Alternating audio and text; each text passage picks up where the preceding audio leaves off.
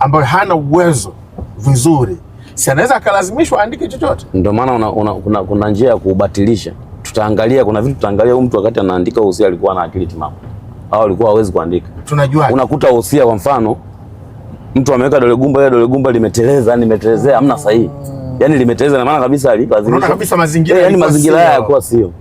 Basi inabidi papitike upekuzi wa hali ya juu sana. Tuendelee na kesi sasa. Nataka lakini uzimalizie advocate. Sababu zinazosababisha mtu anyimwe mirathi kwa mtoto ambazo lazima uzitaje. Anaweza akasema huyu mtoto aliwahi kufoji usia mimi kabla sijafa. Yaani mzee anaendelea kuishi au mama anaendelea kuishi.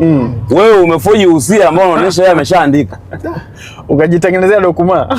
Hiyo ni sababu pia. Sababu nyingine wakati anaumwa kumtunza. Ulikuwa mtunzi anakuambia huyu hajawahi kunitunza.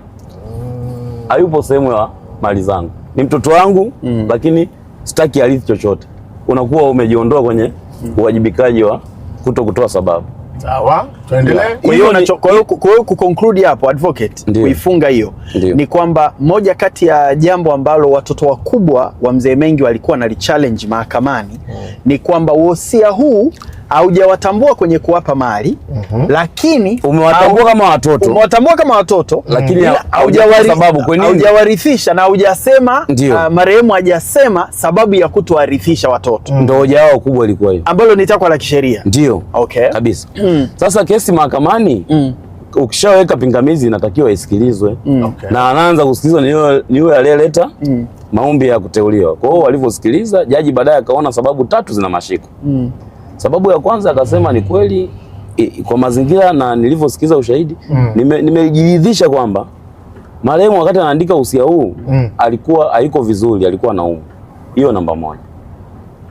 Jaji wa mahakama kuu. Pili akasema ni kweli marehemu aliwaondoa baadhi ya watoto bila kutoa sababu kwa nini amewaondoa kwenye mirathi.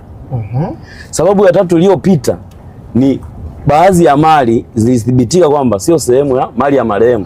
Kwa hiyo hizo ndo sababu 3 zilifanya wale watu ambao waliweka pingamizi washinde ile kesi. Nikurudishe kwenye kwa hiyo matokeo yake sasa yule akanyima usimamizi, walienda kuomba wale ambao inasadikika walisema wameteuliwa kwenye usia, wakapewa hawa walioweka mapingamizi, maana hao waliomba wateuliwe wao, ndio wakateuliwa wao kuwa wasimamizi.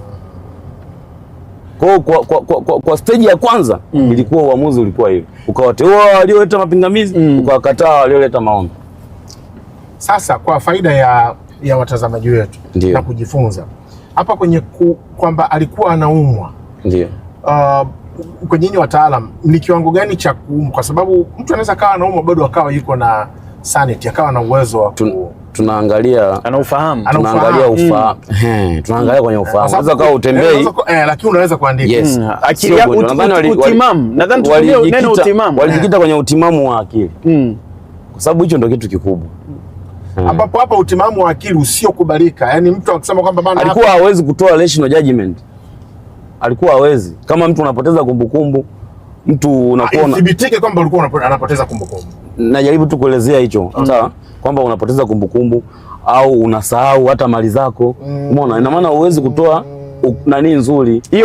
Hiyo unaitoa kama mifano. Inatoa mifano. Lakini sio sababu ambazo zilitajwa. Ni sababu ambayo moja hapo ilishinda kwenye kesi hiyo ambayo tunaelezea. Walikuwa na uwezo kufanya kwa circumstantial evidence, kwa mazingira walioona. Kwa sababu wao walikuwa wanasema muda huo alikuwa anaumwa sana, muda ambao inasadikika alikuwa ameandika huo usia. Kwa hiyo ikashinda hiyo sababu na sababu zingine 2 zikashinda, wakawateua hao ambao walipinga. Sasa baada ya hapo hawa hawakuridhika upande wa pili, na wao wakafungua revision, tunaita maombi ya marejeo mahakama ya rufani. Walipofungua wakakutana na mapingamizi ya mwanzo wakashinda. Yalivyokuja ya pili kesi ndo ikaondoka. Yale ya pili yalikuwa yanaongelea zaidi masuala ya viapo vile ambavyo walikuwa wameviambatanisha, vilikuwa vina shida. Kwa mahakama ya rufani ikaondoa ile shauri. Wakarudi tena kwa marejeo review pale mahakama ya rufani. Mahakama ya rufani kupitia maamuzi yake yenyewe kuchukua sura ya pili, yani wayapitie wenyewe. Hawajaenda juu. mahakama ya rufani zimetoa uamuzi kwamba hii revision ya haya mapitio hayana mashiko kwa sababu ya yale mapingamizi. Ndio kutupilia mbali. Walitupilia mbali. Sasa wakaiomba mahakama iangalie kwa jicho la pili maamuzi yake mahakama ya rufani. Okay. Ndio ikatupilia mbali tena. Sasa wamerudi tena, wamefungua maombi ya kuongezewa muda ili kufungua mapitio tena revision. Kwa hiyo kesi bado inaendelea hiyo. Lakini ukiachana na hiyo kesi ya mirathi ambao kuna kesi nyingine na uhusiano pia na hii. Mzee Mengi alikuwa amefungua kesi ya talaka Kinondoni na mke wake wa mwanzo. Okay. Katika kufungua ile kesi ya talaka ilikuwa imetolewa tayari talaka, lakini mambo ya properties walikuwa wameset, yani wamekubaliana kwamba mke utachukua 35% kwa maana ya mgawanyo wa mali, lakini kulikuwa hakuna makubaliano ya mwisho, kulikuwa hakuna final settlement. Walikubaliana tu mwanzoni, ila walikubaliana tarehe nyingine waje wakubaliane zaidi. Ilipofika ile tarehe hawakukubaliana, ndio ikatokea mama akafa na baba akafa. Lakini si hao wasimamizi walioteuliwa kule kwenye ile kesi ya Temeke wakaja kuya finalize yale makubaliano ya 35%. Sasa walivyo finalize, upande wa pili wakina Jacqueline na watoto wake waka challenge, wakafungua maombi na wao ya revision ya mapitio ku challenge, nyinyi mliwezekanaje ku finalize vitu personal, vitu ambavyo ni binafsi ambavyo walikuwa wamekubaliana watu ambao wote wamekufa. Kwa hiyo wakabatilisha, mahakama ikabatilisha yale maamuzi ya settlement ambayo iliendelea baada ya marehemu Mengi na mke wake kufariki. Mahakama Kuu ilivyobatilisha, wamechallenge tena mahakama ya rufani. Kwa mpaka sasa kuna kesi hizi mbili. Kwa hiyo ni kesi ya pili zinahusiana na mirathi, lakini ila hii mwanzo ilikuwa inahusiana zaidi na masuala ya talaka. Ikaja inahusisha issue ya mgawanyo. Waliingia sasa wasimamizi baada ya kufa kuja kumalizia settlement ambazo walikuwa wamezifanya spouses wawili ambao walikuwa wanaendelea na talaka. Kwa hiyo hata ile shauri la talaka alikumalizika vizuri, japo kwa talaka zilikuwa zimeshatolewa. Kwa hiyo kesi bado zipo zinaendelea. Huo ndo msimamo wa kesi nzima mpaka sasa. Kwa hiyo kama kesi inaendelea, maana na maswali na hofia sana kuyauliza kwa sababu mchakato bado unaendelea, si ndio? Maswali gani mfano?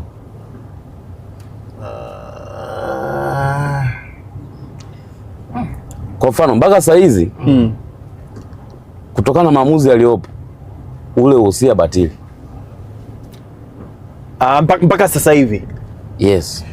Unless kuna maamuzi maamuzi tofauti huko juu, ila mpaka sasa hizi as it stands ule uhusia batili. Na kilichobatilisha labda kuingia kidogo Masud, ni zote zile sababu tatu ulizotutajia, kwa maana ya marehemu wakati anatoa uhusia alikuwa yuko vizuri kiafya.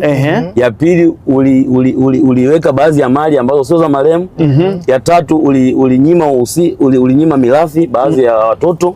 Hizo ndo sababu. Swala la saini hiyo sikuiona kwenye uamuzi wa mahakama. Unajua waliweka sababu nyingi, lakini sio mara zote zinashinda zote. Na mahakama inaweza ikamaliza kesi kwenye sababu ambazo zinaona ni nzito, ikaachana ndogo ndogo jadili. Kwenye mazingira kama haya, maana hapa inatajwa mali. Na huyu mtu tunamtaja hapa ni mtu ambaye alikuwa na nguvu na vitu, mali, si ndio? Zipo zimetapakaa sehemu mbalimbali na nyingine zinaendelea kuingiza fedha. Kwenye mazingira kama haya, kwenye mkwamo kama huu, hizi mali zinakuwa chini ya nani?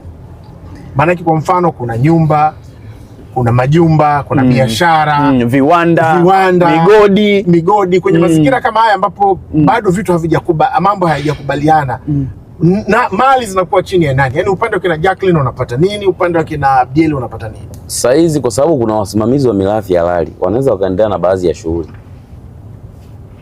japokuwa kuna sheria zinasema kukiwa kuna rufaa kila kitu kinasimama, lakini hamna rufaa yoyote. Kwa hiyo wanaendelea. Kuna maombi ya kuongezewa muda kuweza kuchallenge ule uamuzi wa mahakama kuu. Hiyo haiitwi rufaa. Sio rufaa. Maombi ya kuongezewa muda ndo aje kupinga. Kwa sababu ilikuwa nje ya muda wa kukata rufaa. Kesi zingine zote zilikuwa zimeanguka. Kwa hiyo sasa hizi wale wasimamizi wa mirathi wanaendelea. Na hata kama kungekuwa kuna kesi hamna wasimamizi, bado unaweza ukaenda mahakamani kuomba application za muda mfupi, kuomba maombi kwamba usimamie ili mali zisipotee. Inaruhusiwa pia. Kama ungekuwa wasimamizi hawapo. Advocate, naomba nikuulize kitu. Ndio. Kwa mujibu wa uamuzi wa mwisho ambao mpaka sasa hivi umefikiwa. Ndio. Jacqueline alipata Jacqueline na watoto wake of course walipata nini? Hatuwezi kujua alipata nini kwa sababu kwanza ule usia ulibatilishwa. Ina maana kama ulibatilishwa tutatumia sheria za nini zilizopo. Okay. Tutatumia sheria zilizopo. Kufanya nini? Kugawa mirathi. Naomba pia hiyo wao utaujua wakienda kupeleka kitu kinaitwa orodha ya mali na mgao tunaita inventory and the final accounts of the estate. Ndio. Wakipeleka mahakamani ndio tutajua kwamba mgao ni nani anapata nini kwa uwiano upi. Na advocate, naomba kidogo hapo utoe shule. Of course mimi na kuelewa kwa haraka kwa sababu korido hizo na mimi nimepita pita, kwamba tunataka kidogo utoe shule kwenye hilo eneo watu wafahamu. Naamini sio kila mtu anajua kwamba kuna mazingira ya aina mbili. Kuna mazingira ambayo mtu akifa ameacha wosia, utatumika wosia kugawa mali kutokana na wosia. Asipoacha wosia inatumika sheria, zinatumika sheria. Na sheria zinaweza kuwa kwenye mazingira tofauti tofauti. Naomba uyazungumzie. Yes. Ina maana kama umeacha wosia, tutaangalia wosia wako unasemaje. Kwa Waislamu wosia upo kwenye Qur'ani. Unagawa lakini wosia upo kwenye Qur'ani. Iko wazi, utakiwi kumgawia utakiwi kumgawia mtu ambaye sio mtoto wako zaidi ya 1/3. Waislamu mke anapata 1/8. Yaani kwenye sheria za Uislamu mke anapata kiasi kidogo sana. Na kuna tofauti pia ya mtoto wa kiume na wa kike. Watoto wa kiume wanapata share kubwa. Watoto wa kike wanapata share ndogo kwa Waislamu. Kwa hiyo tutaangalia hizo sheria. Kama ni Wakristo, unless wao wenyewe wanakubaliana, hawabishani. Unajua mkiwa mbishani mnaweza mkaondoka kwenye hizo kanuni. Mkiwa mnabishana tunaangalia sheria inasemaje.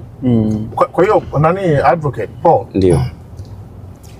Sheria hizi zilizopo, wosia unakuwa juu ya hizi sheria. Wosia unatakiwa ufuate sheria, ufuate Qur'ani nataka nini? Qur'ani tukufu.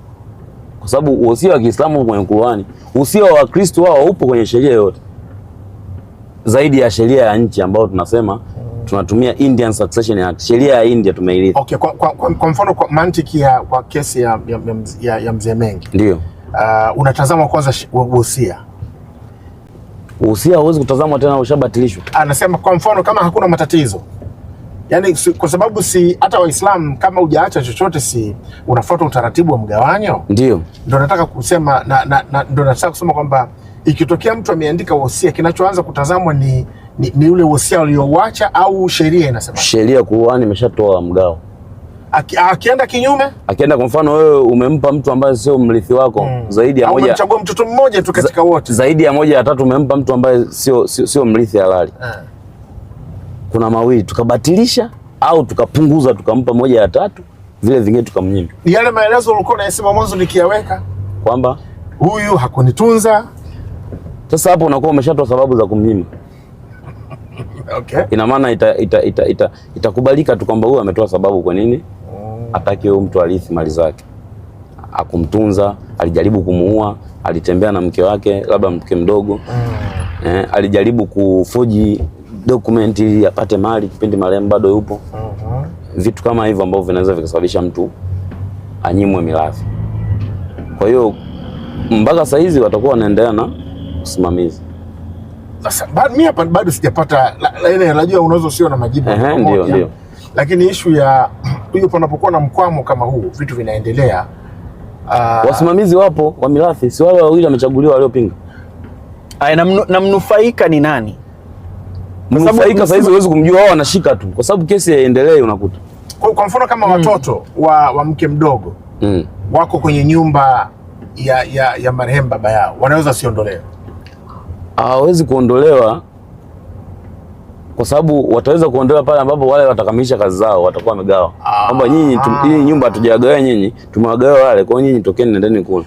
Hii asset, labda hii kampuni amepewa huyu saizi, wewe ondoka hapa, ulikuwa unasimamia tu kwa muda. Kwenye zile mali ambazo zilisemwa zipewe hawa tu, leo zinatengeneza faida, nani anachukua faida?